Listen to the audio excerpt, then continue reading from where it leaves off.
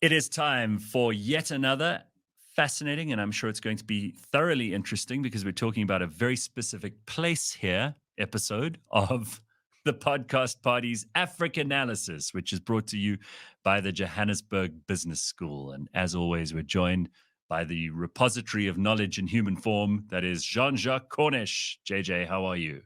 I'm immensely well, Gareth. I was Good. fearful that I might have heard suppository there, and it would have made my eyeballs pop. Definitely a repository of knowledge, not a suppository of knowledge. Although I think there are probably a few people who listen to Africanalysis that feel like sometimes we give them a suppository of knowledge. Either way, it's all for their health and their general goodwill and the understanding of this very complicated continent of ours. Today's subject really is something that I'm personally quite fascinated in and by. It's not really a part of the continent. It's actually an island, a quite substantial island off the coast of Africa. But more and more, I see it coming up in the news. We've spoken about it a number of times on Africanalysis. I'm talking about Madagascar. You know, Gareth, over the years, I've been blessed to be covering Africa, alternating between hope and despair. And Madagascar is one of those places. The question so often asked is, where would you go? Where would you go spend your own money to go there? Or the other question is, where would you take your wife to?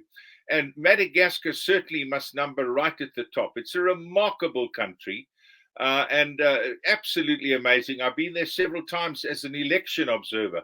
So, you know, sad to see what has happened and some shocking things effectively. But it's really amazing. Madagascar, the fourth largest island in the world, and it's off the African coast, the sort of southeast African coast.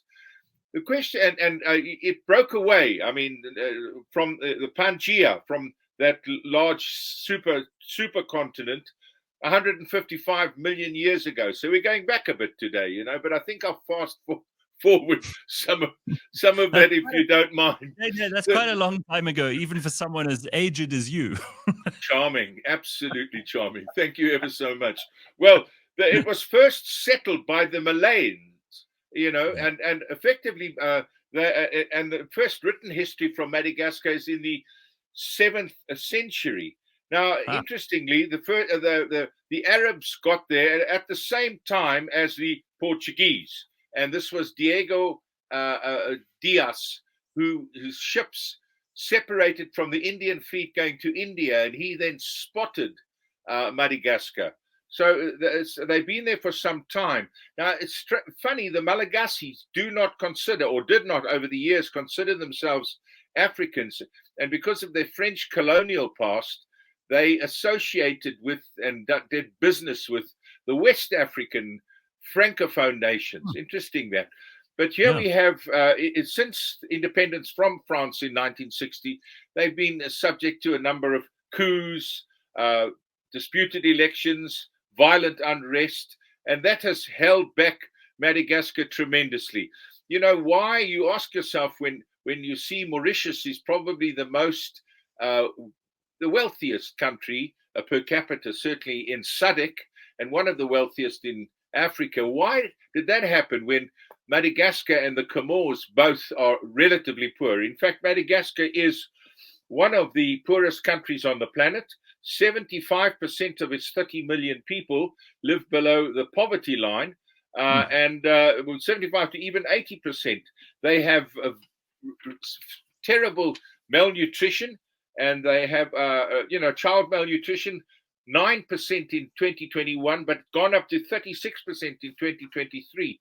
They do have the most diverse ecological system, and they have something like, I think it's something like 24 animals that are unique to Madagascar. But there's a real problem with that. The species, the lemurs particularly, 96% of those, that's 103 of the 107 species, are facing extinction, and that's because of loss of habitat, deforestation, illegal pet trade as well, taking a number of them. But the Malagasy never killed them because they believed that they were a sort of humans that had returned by incarnation. So it's quite, they're very, very beautiful to see. And I mean, if you are halfway interested, you need to get there fairly quickly because they are disappearing. Very sad. Now, JJ, before you carry on, a lot of South Africans, a lot of people all over the world may only know about Madagascar from the movie, the animated movie where you've got these lemurs and the fusa and all of this stuff. I mean, it's kind of become almost a bit of a joke because that isn't the reality for most Malagasy people. So why is it so poor in your opinion? Why is it such a difficult place to live? Why do they have malnutrition on an island that's much, much bigger than Mauritius, where Mauritius doesn't have malnutrition? They don't. And you know what they have? Indeed, in addition to malnutrition, twice I've been there, they've had plague, actual plague. And then from about in the last 20 years, they've had plague outbreaks of it every single year.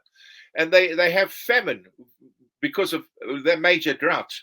One of the things Madagascar is subject to is really foul weather, exceptionally foul weather, cyclones, but so is Mauritius to that extent. The difference with Mauritius is, of course, that they have preferential trade agreements with Europe. They have economic ties with that continent, reliable export markets, and that has made them, and then technology. They've moved into technology. Whereas in Madagascar, they still work on subsistence agriculture. They have political instability, which I've mentioned again and again, poor infrastructure, very, very poor infrastructure, and price fluctuations because they have subsistence farming, as I say, but they grow vanilla, cloves, coffee, rice. They grow lychees. The trees are owned communally. It's interesting. The village goes out, puts a sailcloth underneath, shakes the tree, and there's their lychees. The one place I went to as an election observer was the second largest city, Tuamasina. Antananarivo has 1.3 million. Tuamasina has 350,000 people. And from my hotel, I looked out and there was a line of boats as far as the eye can see, waiting to take the lychees, because this was now November, it was waiting to take the lychees to Europe, where they are, of course, a delicacy at Christmas times. So they have these things, but the price fluctuates. I know my son in Limpopo, he farms lychees, and poor guy. The minute anybody owns anything communally, it's bound to be a disaster. We should have learned this from the Russians and the Cubans and everybody else. Yeah. Nevertheless, they're a fairly communal people, and the thing about it, visiting it is so beautiful to see, and it'd be very inexpensive at this time. Even we South Africans can afford to go there. That's how inexpensive it is. But they've had since the independence in 1960, they've had something like 11 presidents. It's not easy to give you a figure now because one of them was a president for several hours. Another was a president for 6 days until he was assassinated. But of late, the ones that I've had personal experience of was Mark Ravalomanana, who was a yogurt king, a big businessman, former mayor of Antananarivo. And he then came to power in 2002, I believe. And that they have a constitution which limits 2 terms, the presidential office, and not one of the presidents of late have lived through, or not lived through, have worked through and served the 2 terms because they just change all the time. Now, Mark Ravalomanana brought Madagascar closer to South Africa. He visited here several times. And then, ironically, when he was overthrown in a coup by Andry Rajoelina, who was another former mayor of Antananarivo, that seems to be the kickoff point to get into politics there, serious politics. A military coup for a little while, and then Rajoelina took over. And there 5 years of isolation and sanctions, because African countries that do this are red carded by the African Union, and that was the case with Rajoelina, his government couldn't work. So eventually he was brought to heel, as it were, and they had elections back in 2013, I believe, and that was a guy called Heri Rajman Arimam Pianini. These names are not short.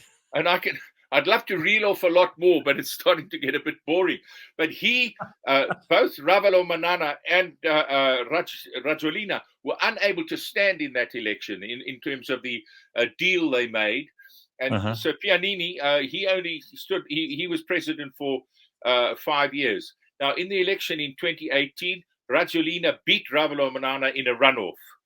And then the last elections were 2023, or 2023 indeed, last year that is, and Rajoelina won again. He's a former DJ, by the way, and everybody calls him the DJ. And the opposition boycotted that election, and they had a turnout of 45%, the lowest in the country's history. Wow. They don't really have a free press there. They have they have criminal libel laws, which we had in South Africa during the apartheid era, which made being a newspaper man fairly hazardous. And they have other, restrictions on the media. So the people in power managed to cling to power by nefarious means. And sad to say, Rajoelina is selling the country down the river, letting illegal logging happen. And certainly rosewood, very precious woods that they have there, and he's taking the blood shilling in a way from traders and dealers and so on, and we don't know where he's going to lead the country. We can't have Rajoelina there for much longer, that's for sure. Wow, you almost feel like sorry for the people of Madagascar, not only because they've got a DJ in charge, which I wouldn't recommend, having been a DJ myself, but also because this is it's a tale as old as time in Africa and in the world, corrupt leaders. So how much of an influence does South Africa have on Madagascar, and what are our relations like at the moment? Well, we've had very good relations. And interestingly, my good friend Gareth, who was ambassador to Italy, ambassador to Japan, he became ambassador to Madagascar at a very difficult time. It was a sort of a retirement post for him. And I was delighted to go to Madagascar many times and see him there. But he was probably one of our most astute diplomats. And I'm talking in the eyes of people before and after the transition. He was very, very highly thought of. Well, the book I'm writing on Willilian Schlappo speaks highly of Gareth, but he also says that he was very interested in Madagascar, and they went there. What they've done in Madagascar, they stopped all flights except Air France flights going there during the COVID outbreak, and of course he had to go as a former ambassador to the African Union. Schlappo had to go and try and persuade Rajoelina to let flights from South Africa in. He said, you want business with South Africa, you can't stop people coming here. And if you make them go to France first, then by that time, their certification on COVID will have run out, and it's just totally impracticable. So eventually they did overcome that. But there was a time where South Africa's embassy and that's not that long ago, was the only SADC embassy in Madagascar. So, we take the country very, very seriously. We see the potential, but some of its closer neighbors even, but certainly African neighbors don't seem to see it, take it as seriously as we do. Well, I find it really, really interesting that you've given us some insight into this place, and it's not far away. It's like a 4-hour plane ride? 1.5 hours. 1.5 hours. Yeah, very close. Even closer. So, JJ, we did an episode of Blind History some years ago now on Queen Ranavalona, who was a queen there in the 1800s. Fascinating woman. I'd encourage anybody to go and look that up if they have the time too. But thank you. Always great to catch up with you, and lovely to hear about Madagascar, this country that we should know more about, not that far away. And hopefully we will see an increased good relationship between us and them. Who knows? Maybe we may be able to save some lemurs. And some prosperity too. There are various campaigns to save the lemur, and we should go. You and I should pop along there for a meal. very nice food, and you could do it in a day, right? we could. Well, we could do it for a lunch. There we go. All right, I'll have to go with you though, because I wouldn't know my way around. JJ, thank you so much. Always good. Great pleasure. Thank you very much. It's brought to you by the Johannesburg Business School, who also know a hell of a lot about Africa, and you should check them out if you're interested in learning about the opportunities that this continent can unlock for you, the things that you can learn in business that you could take to the rest of the continent and make enormous prosperity for yourself, not just for the country that you come from. You can do all of that with JBS, the Johannesburg Business School. This is Africanalysis. We'll be back in 2 weeks' time with JJ Cornish.